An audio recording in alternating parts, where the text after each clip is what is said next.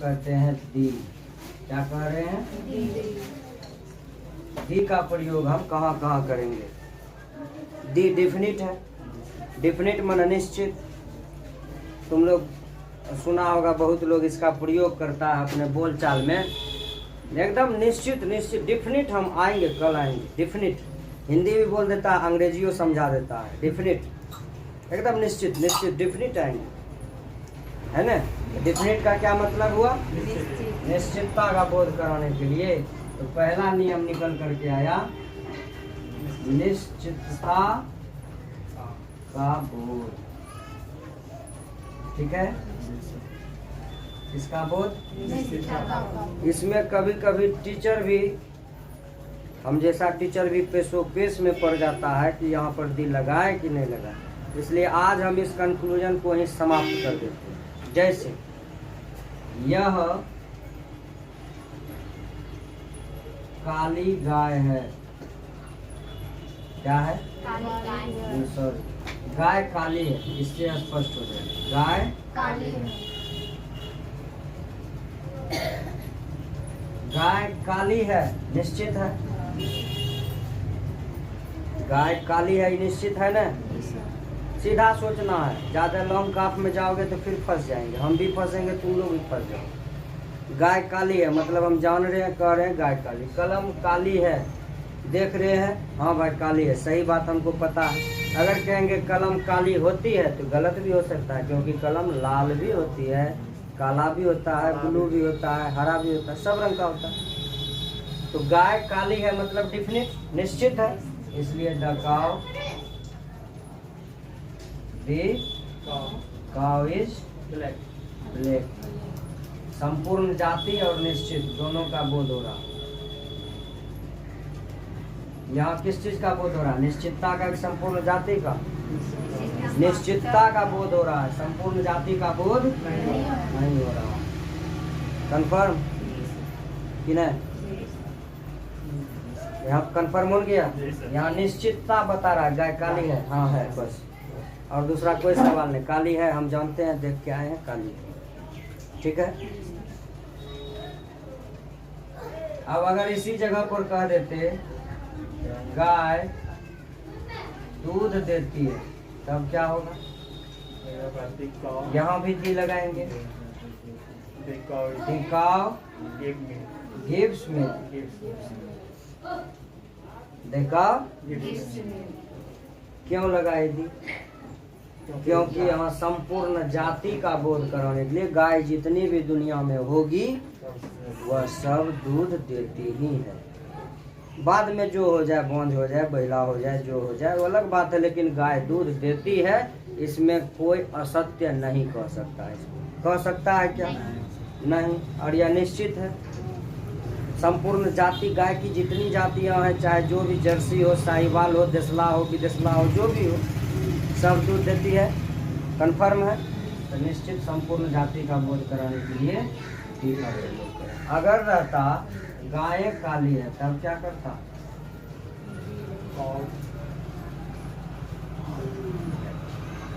अब क्या करोगे? गाय काली है, इसमें भी हम दी का प्रयोग करेंगे। The cows are black. अब कहो सर क्यों किए? यहाँ गाय काली है, क्यों किए? इसलिए किए कि जो गाय काली है उसके बारे में हम निश्चित रूप से जान रहे हैं। गायें काली है मतलब वहाँ जितनी गायें थी वह सभी काली हैं। ठीक। अगर इसी सेंटेंस को कह देता गायें काली होती है, तब इस सस्पेंस में डाल दिया है। और इसका कहना भी झूठ है, क्योंकि गाय सिर्फ काली नहीं होती है, बल्कि वह उजली भी होती है, बूढ़ी भी होती है, चितकबरी भी होती है ना। इसलिए इसका कहना, इसका जो सस्पेंस है गलत है, कहना भी इसका गलत है। होती है जैसे लगाया तो वाक्य को सीधे बदल दिया है। इसलिए गाय काली होती है, इसमें दी का प्रयोग नहीं करेंगे, सीधा काउज आर। बताओ कोई दिक्कत? सस्पेंस खत्म, तुम लोगों का शंका खत्म हुआ। कहाँ पर लगाएंगे कहाँ नहीं लगाएंगे, कि नहीं। शंका जहाँ पैदा होगा, जहाँ निश्चित नहीं है, गाय काली होती है, बच्चे नटखट होते हैं, सब बच्चा नहीं होता, लेकिन बच्चे का गुण भी है नटखट होना। अब बच्चे नटखट हैं तब जान रहे हैं कि हाँ ये बच्चा नटखट है, कि नहीं। होता है ना, कुछ लोग कह देता है एकदम बच्चा ही नटखट है, मतलब वो किसी खास बच्चा के बारे में बोल रहा है कि वो जिसको देख के आया है या जिसको देख रहा है वह बच्चा नटखट है। अब बच्चे नटखट होते हैं तो ये बच्चे का स्वभाव है कि नहीं। द चिल्ड्रेन आर नॉटी, ठीक, या चिल्ड्रेन आर नॉटी, क्या सही होगा, द चिल्ड्रेन आर नॉटी कि children are naughty, children are naughty, children खुद पूरे बच्चा का बोध करा रहा है, अब होते हैं सस्पेंस लगा दिया है, ठीक इसी तरह से है ना। तो वहाँ दी का प्रयोग नहीं। हम लोग भी जब ट्रांसलेशन तुम लोगों ने बनाया था तो हम भी कभी कभी शंका में पड़ जाते थे कि यहाँ क्या करें, तो इसलिए हम इस टॉपिक को फिर से समझा दिए तुम लोग को, ताकि तुम्हारा भी शंका खत्म और हमारा भी शंका को, हमको भी जो कभी कभी तुम लोग शंका में डाल देता था तो उसका भी शंका खत्म, ठीक है ना। समझ में आ गया। तो निश्चितता का बोध कराने के लिए समझ में आ गया, और संपूर्ण जाति का बोध कराने के लिए भी समझ में आ गया।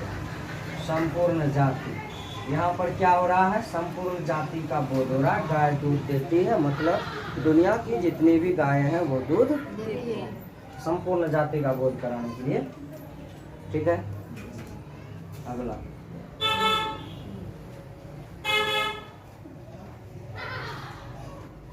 लड़का होशियार है, क्या बनाओ, दी लगाओगे कि नहीं लगाओगे। लड़का होशियार है, नहीं लगाएंगे, होशियार है, हम देख के आए हैं होशियार है। अगर रहता लड़का होशियार होता है तब उसका तो कहना गलत है, क्या है कि कुछ लड़का ऐसा भी है जो एक नंबर का गधा होता है, नहीं होता है। अब कहेंगे लड़कियां सुंदर होती है तो मेरा कहना गलत है। कुछ लड़कियां ऐसी होती है जो देखने में कुरूप होती है, कुछ लड़कियां ऐसी होती है जो बोलती है अच्छा है, कुछ लड़कियां ऐसी होती है कि लगता है जैसे अब झगड़ा कर लेगी, तो कहना गलत है ना। इसलिए इस सस्पेंस को क्लियर कर लो। लड़का होशियार है, यहाँ निश्चित है, वाइज इंटेलिजेंट, तेज होशियार वही हुआ है ना।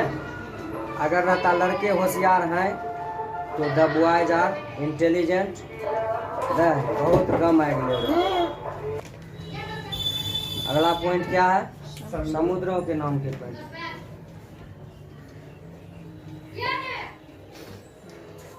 इसमें कोई दिक्कत नहीं ना किसी को। देखो मन में जितना शंका बैठाओगे ना उतना फंस जाओगे, इसलिए शंका ने जितना जानो एकदम कॉन्फिडेंस के साथ, सीधा बात, समझ में आ गई।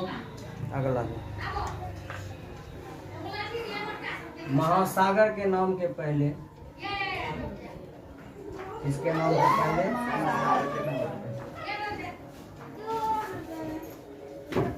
दूसरा पॉइंट, महासागर के नाम के पहले, समुद्र के नाम के पहले, यानी सीधा समझ लो महासागर, समुद्र, नदी है ना, पर्वत श्रृंखला, इन जितने भी चीज हैं, समाचार पत्र हुआ, धार्मिक ग्रंथ हुआ है ना, इन सभी के पहले दी का प्रयोग कर देंगे। जैसे रामायण, महासागर 7 है ना, 7 महासागर, जैसे प्रशांत महासागर, क्या है, प्रशांत महासागर, महासागर को पैसिफिक भी बोला जाता है, ओशियन, समुद्र, सागर, महासागर, यहाँ दी लगा देते हैं, ठीक ना। रामायण हम लोगों का धर्म ग्रंथ है ना, है तो दी रामायण लगा देंगे, ठीक है। नदी ले लो, नदी गंगा है, कृष्णा है, कावेरी है, यमुना है, बूढ़ी गंडक है, घाघरा है, दुनिया की जितनी भी नदियां हैं, ब्रह्मपुत्रा है ना, इन सभी के नाम के पहले दी का प्रयोग। रामायण, महाभारत, है ना, गीता, बाइबल, कुरान, जितना भी है मतलब धार्मिक ग्रंथ हैं, इन सभी के नाम के पहले दी का प्रयोग कर। समझ में आ रहा? हल्ला नहीं कर। समझ में आ गया? ये धर्म ग्रंथ के नाम के पहले दी, महासागर के नाम के पहले, नदियों के नाम के पहले दी, और पर्वत श्रृंखलाओं के नाम के पहले दी।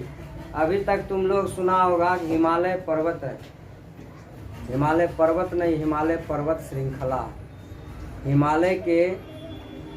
हिमालय जो इतना विस्तृत क्षेत्र में फैला हुआ है, अपने भारत से लेकर बंगाल की खाड़ी होते हुए नेपाल तक गया है ना।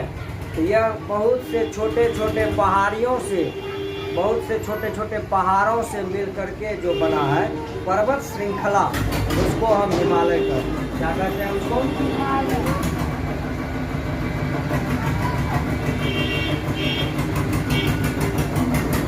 उसको अंग्रेजी में हिमालयास कहते हैं। क्या कहते हैं? हिमालयास। इसके नाम के पहले भी सिंपल है ना, पर्वत श्रृंखलाओं के नाम के पहले दी का प्रयोग करेंगे। दुनिया में जो चीज अकेला है,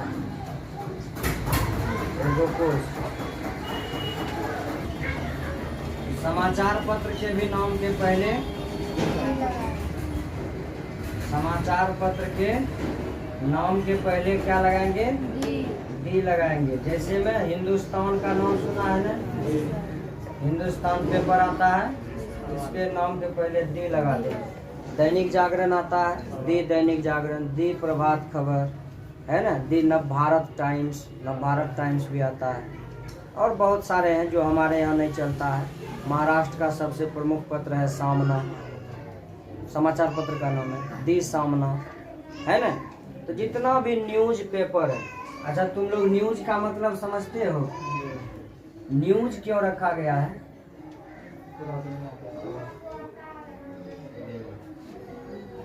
न्यूज समझता है? न्यूज के एक एक वर्ड का अलग अलग मतलब। नॉर्थ, ईस्ट, वेस्ट, साउथ, है ना। एन से क्या होता है? नॉर्थ। नॉर्थ माने उत्तर, ईस्ट माने पूरब, वेस्ट माने पश्चिम, साउथ माने दक्षिण, है ना। न्यूज का मतलब चारों तरफ के खबर को हम न्यूज कहते हैं। न्यूज में चारों दिशाओं का नाम, इसलिए इसका नाम है न्यूज, जिसका हिंदी होता है समाचार। पेपर लग गया तो पत्र हो गया, पेपर का हिंदी पत्र। तो जितने भी समाचार पत्र हैं उसके नाम के पहले हम क्या लगाएंगे? दी लगाएंगे। समझ में आ गया? The Hindu, the Dainik Jagran, the Navbharat times, the Prabhat Khabar, है ना। जितना भी पेपर होगा उस सबके, न्यूज पेपर होगा उस सबके नाम के पहले दी लगाएंगे।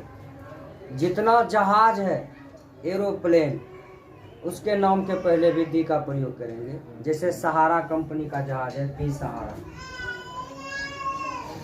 है ना। सहारा नाम का मरुभूमि भी है, तो मरुभूमि के भी नाम के पहले दी का प्रयोग करते हैं। ज़्यादा मरुभूमि राजस्थान में पाया जाता है, जिसको हम लोग रेगिस्तान कहते हैं। क्या कहते हैं? रेत का जो स्थान है वही रेगिस्तान, जहाँ सिर्फ रेत ही रेत हो, बालू ही बालू हो, उसी को क्या कहते हैं? रेगिस्तान कहते हैं। द सहारा, है ना। इंडियन एयरलाइंस, हवाई जहाज का नाम है कंपनी का, इंडियन एयरलाइंस, तो उसके नाम के पहले दी लगा देंगे, द इंडियन एयरलाइंस। और तुम लोग को मालूम है इंडिगो नाम का भी है, द इंडिगो, क्या है ना। एगो किंग फिशर, जिसके नाम से शराब बनता है, शराब की कंपनी भी है, जिसका नाम था विजय माल्या, भाग गया देश छोड़। किंग फिशर, हाँ, ये भी हवाई जहाज का नाम है, एयरलाइंस है, किंग फिशर, है ना। इसके नाम के पहले भी क्या लगाएंगे? दी लगाएंगे। समझ में आ गया। फिशर का अंग्रेजी शायद FISHER, FISHER। ठीक है। तो समाचार पत्र के नाम के पहले और जहाजों के नाम के पहले भी दी का प्रयोग करेंगे। जैसे जहाज एगो है बहुत बड़ा है, सब विक्रांत, जो हमारे सैन्यों में तो द विक्रांत, ठीक है ना। और भी ऐसे बहुत सारे जहाज हैं जो हमारे सेना में, पनडुब्बी जहाज वगैरह, उसके भी नाम के पहले हम लोग दी का प्रयोग करेंगे। ऐतिहासिक स्थल जो होगा, जैसे में ताजमहल ऐतिहासिक है, दुनिया के 8वें 7 आश्चर्य के बाद 8वां नंबर ताजमहल का है। इसका है हाँ, 8वां अजूबा है ताजमहल, जिसके जैसा दुनिया में कोई महल ही नहीं, इसलिए 8वां अजूबा कौन है? ताजमहल। और ताजमहल इतिहास में बहुत घपलाबाजी हुआ है। ताजमहल शाहजहां ने नहीं बनवाया, उस पर भी रिसर्च होना अभी बाकी है। वो पहले से ही बना हुआ था, और शाहजहां जब शासन काल में आया तो इतिहास में होड़ फेर करके उसको अपने नाम से करवा दिया। समझ में आ रहा? अब रिसर्च का विषय है, उसमें हम काहे फंसेंगे, हमको जो पढ़ना है वो पढ़ाना है। तो जो ताजमहल है यह ऐतिहासिक स्थल है।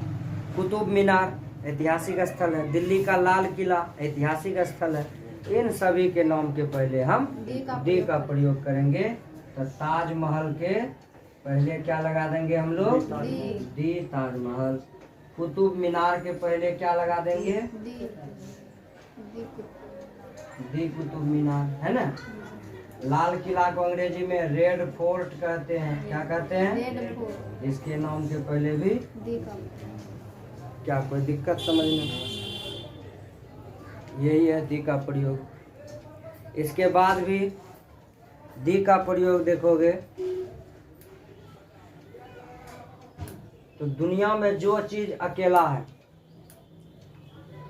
जो दुनिया में कहीं है ही नहीं, जो चीज दुनिया में अकेला है,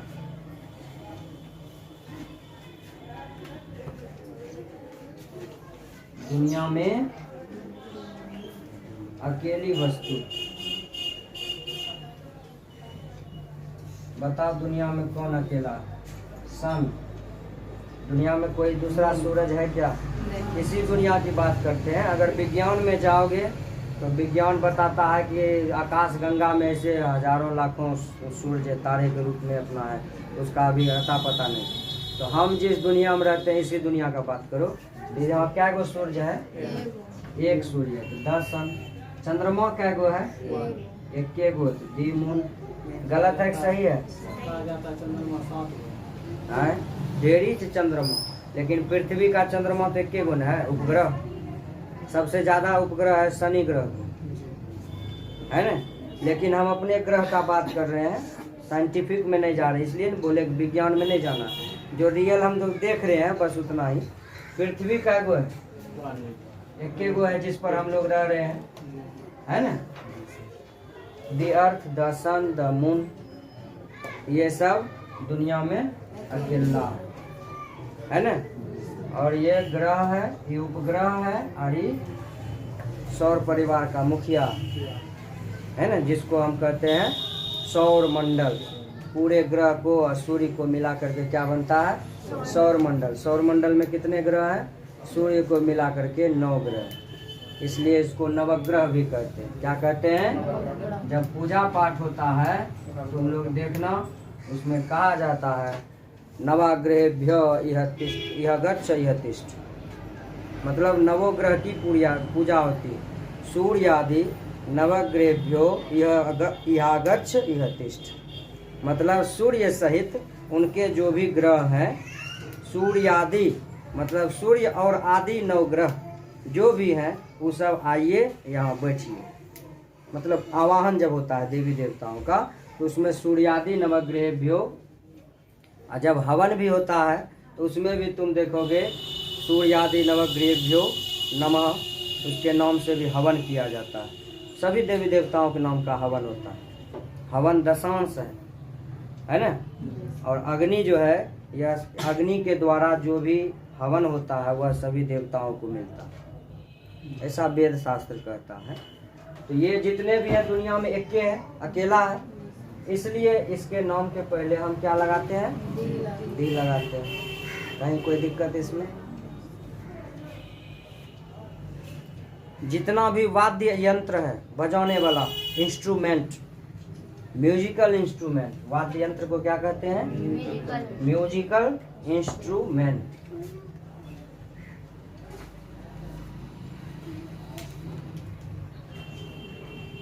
इंस्ट्रूमेंट मतलब हुआ वाद्य यंत्र। वाद्य माने बजाने वाला, जो भी यंत्र है, यंत्र माने मशीन, जो भी हो, हारमोनियम हो, तबला हो, शहनाई हो, बेंजो हो, गिटार हो, सितार हो, वायलिन हो, बीना हो, ढोलक हो, है ना, करताल हो, जो भी है, जो भी वाद्य यंत्र है, इन सभी के नाम के पहले दी का प्रयोग, जैसे हारमोनियम, हारमोनियम के नाम के पहले दी का प्रयोग, तबला, तबला के नाम के पहले दी का प्रयोग, है ना, शहनाई या सितार, सितार के नाम के पहले दी का प्रयोग, शहनाई, इसके भी नाम के पहले दी का प्रयोग। शहनाई जानता है ना, म्यूजिक का जो छात्र होगा, फूक के जो बजाता है, शहनाई वादक उस्ताद बिस्मिल्लाह खां, है ना, जिनका डुमराव में जन्म हुआ था, अब वो नहीं है, मर गए। तो दी का प्रयोग म्यूजिकल इंस्ट्रूमेंट के नाम के पहले भी दी का प्रयोग होता है। म्यूजिकल इंस्ट्रूमेंट समझ गया? जितने भी दुनिया में वाद्य यंत्र होगा, बाजा समझता है ना, बाजा, उस सब बाजा के नाम के पहले दी का प्रयोग। क्लियर? ठीक। द्वीप पुंज का नाम सुना है? द्वीप समूह, द्वीप समूह, अंडमान निकोबार द्वीप समूह सुना है? द्वीपों के समूह के नाम के पहले भी दी का प्रयोग होता है। अब कहो सर यह द्वीप क्या है? एक बार तुम लोग क्वेश्चन किया था तो बताए थे, द्वीप जो है वह एक टापू है जो चारों बगल पानी से घिरा रहता है। वहाँ सिर्फ एक ही रास्ता है, या तो हवाई मार्ग या जल मार्ग।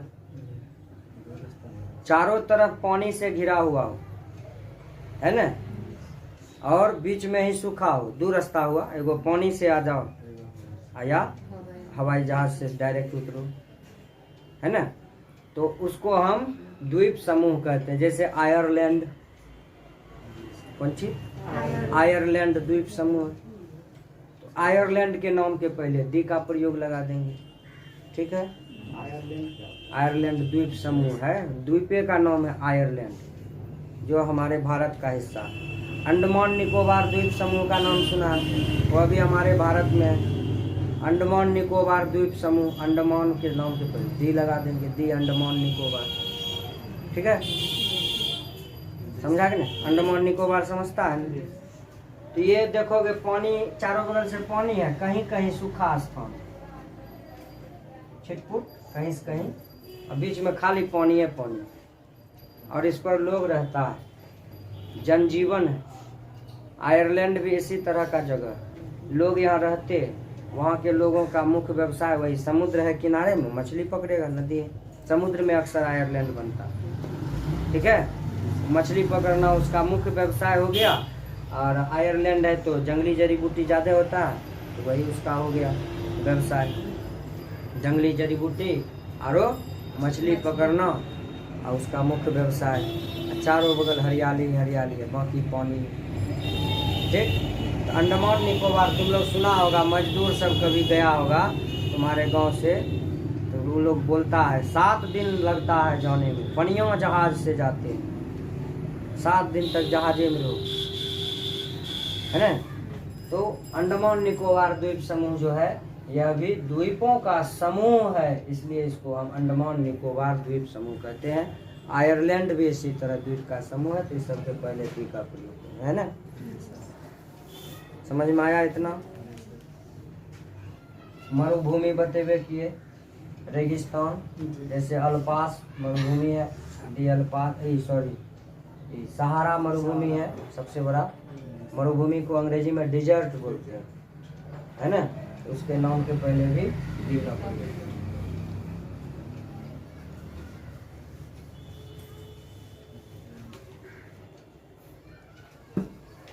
अब दी के प्रयोग में देखो, आकाशीय पिंड जितना है, अभी बताए आकाशीय पिंड वही सूरज चांद है ना, पृथ्वी भी आकाशीय पिंड ही है। हमको न लग रहा है कि पृथ्वी पर हम लोग हैं, पृथ्वी स्थिर है, लेकिन नवग्रह में एक पृथ्वी भी है जो सूर्य की कक्षा के तीसरे नंबर में चक्कर लगा रही है। ठीक है, कहाँ चक्कर लगा रहा है? सूर्य से तीसरी कक्षा में, सूर्य के तीसरी कक्षा में पृथ्वी।